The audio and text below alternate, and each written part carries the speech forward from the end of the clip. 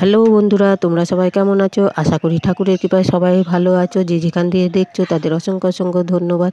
তোমাদের আশীর্বাদ ও ভালোবাসায় আমিও খুব ভালো আছি। আমি আমি আমার পরিবারের সকলেই ভালো আছি। তাই দেখো এখন সকালবেলা একটু চা করে নিয়েছি, চা করে নিয়ে দুজনায় খেতে বসেছি আর একটু গল্প করছি। আমাদের ব্যস্ততা জীবনে ধরো সারাদিন ব্যস্ততার মধ্যে কাটাতে হয়, তাও একটু আনন্দ উপভোগ করার জন্য একটু সকালবেলা চা খাচ্ছি আর একটু গল্প করে নিচ্ছি। ধরো গল্প করা বলতে তোমার দাদা ভাইয়ের গলায় একটা কাঁটা ফুটেছে, মাছের কাঁটা, চুনো মাছের কাঁটা ফুটেছে। আমাদের ছেলেটা সে মাছ ধরে নিয়ে এসেছিলো, চুনো মাছের টক করেছিলাম, ও গলায় কাঁটা ফুটে গিয়েছে। তা কালকে ফুটেছে, এখনও বেরোয়নি। তা এটা ওটা করছে, কিছুতেই বেরোচ্ছে না। তা একটু শুকনো মুড়ি বললাম গিলে খাও, দিয়ে খেয়ে আবার চাটা খাচ্ছে। যাই হোক বেরিয়ে যাবে। দিয়ে দেখো চা খেতে খেতে আবার চলে আসলাম, চা খাওয়া হয়ে গেছে। এই ঘরটা ঝাড় দিয়ে মুছে নিলাম। আর ওই পাপোশটা দেখালাম না, ওটা আমার যাকে দেখাচ্ছি, ওটা আমি নিজে হাতে তৈরি করেছি সেলাই মেশিনে। তবে মেশিনটা এখন নেই, লকডাউনে আমাকে সব বিক্রি করে দিতে হয়েছে। তা তোমাদের একদিন গল্প করব লকডাউন আমাকে আমার জীবন থেকে কি কি কেড়ে নিয়েছে, সব একদিন গল্প করব।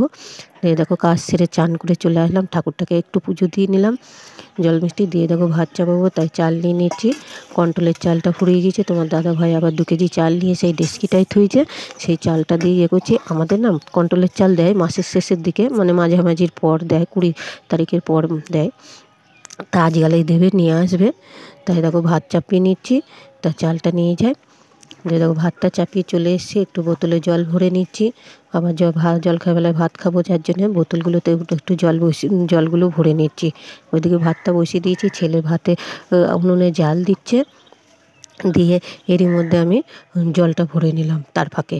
দেখো সকালবেলা সব বাসন কোসন মেজে উপর করে দিয়েছিলাম। এখানে মাটি, ধরো নিচে মেঝে তো মাটি, সেই জন্য গুঁড়া পাতিয়ে একটা ছিঁড়া জামা পাতিয়ে দিয়ে জামা কাপড়ের তারপরে উপর করে দিয়েছিলাম বাসন কাটা দিয়ে। সব বাসন নিয়ে যাব না রান্নাঘরে, কিছু বাসন এই ঘরে রাখবো, কারণ এই ঘরেও তো ধরো চা করা, রুটি করা খাওয়া হয়।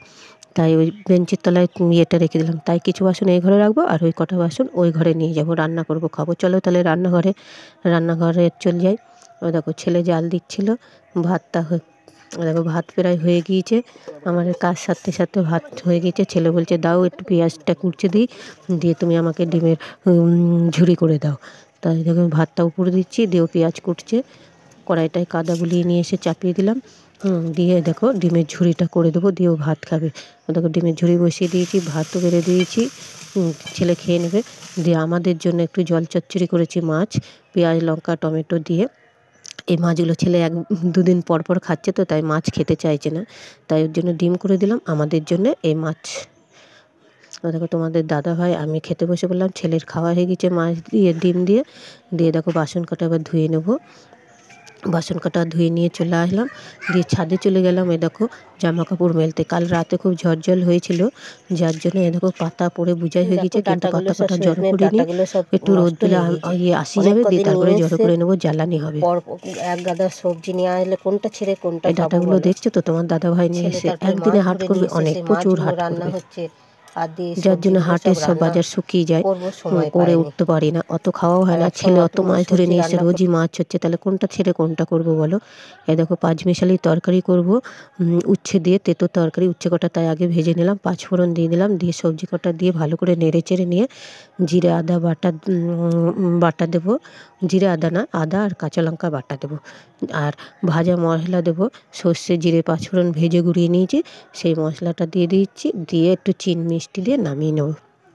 এই তরকারিটা আমাদের বাড়ির সবাই খেতে খুব ভালোবাসে, খেতেও খুব সুন্দর হয়।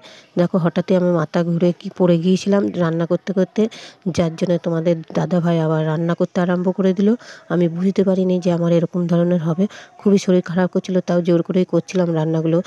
দিয়ে করতে করতে আমার মাথাটা ঘুরে পড়ে গিয়েছি, সব পুড়ে ধুরে এক হয়ে যেত। যাই হোক তোমাদের দাদাভাই ছিল, তাই সামলে নিয়েছে আমাকে। দিয়ে সে মাছটা করছে, রান্না এদিকে আমার হয়েই গিয়েছে। দিয়ে দেখো মাছটা করলেই হয়ে যায়। তা তোমার দাদাভাই আমাকে তুলে দিয়ে শুয়ে দিয়েছে, দিয়ে বলছে আমি মাছটা করে নিচ্ছি। দিয়েও মাছটা করে নিচ্ছে, আমি একটু শুয়ে আছি। যাই হোক ও পারে না, যেটুকুনি পারে চেষ্টাটা করছে যে এরকম করে করতে। আমার সবই বাটনা হয়ে গেছে, দেখো পেঁয়াজ কুচুনো, টমেটো বাটনা সব করা হয়ে গিয়েছে, শুধু মাছ কটা ভেজে মাছের ঝোলটা করতাম। তা আর হলো না গো, শরীর খারাপ করে আমি উল্টে পড়ে থাকলাম। দেখো এসে শুয়ে আছি, তোমার দাদাভাই আমাকে আবার ওষুধ নিয়ে এসে দিচ্ছে, দিয়ে বলছে খেয়ে নাও। বড়িগুলো দিয়ে বার করে দিচ্ছে, জলের বোতলটাও দিয়েছে, দিয়ে আমি এবার বড়ি কটা খেয়ে নেবো। খেয়ে নিয়ে আবার একটু শোবো বন্ধুরা। শুয়ে একটু সুস্থ হয়ে তারপরে আবার বাদবাকি কাজগুলো করব। তো মনে হয় ভিডিওটা আমি বেশি বড় করতে পারবো না বা করতে পারলাম না বন্ধুরা। প্লিজ আমাকে একটু সাপোর্ট করো, আমার পাশে থেকো। তোমাদের ভালোবাসা আমার একান্তই প্রয়োজন। তো দেখো আবার তোমাদের সঙ্গে কথা বলতে চলে আসলাম, একটু শরীরটা সুস্থ বোধ করেছি। তা তোমরা আমার চোখ মুখ দেখেই বুঝতে পারছো শরীরটা আমার কতটাই খারাপ আছে, জানো তো। এই ঘাড়ের যন্ত্রণার জন্য এই জিনিসগুলো হচ্ছে। যাই হোক একটু সুস্থতা বোধ করেছি, দিয়ে তারপরে ওদের জন্য ভাত বেড়ে দিলাম। যাই হোক বেটা ছেলে মানুষ খাটাখাটনি করে আবার রান্না করেছে, ভাত না বেড়ে দিলে হয় শুভ দুপুর আবার কাল আসবো।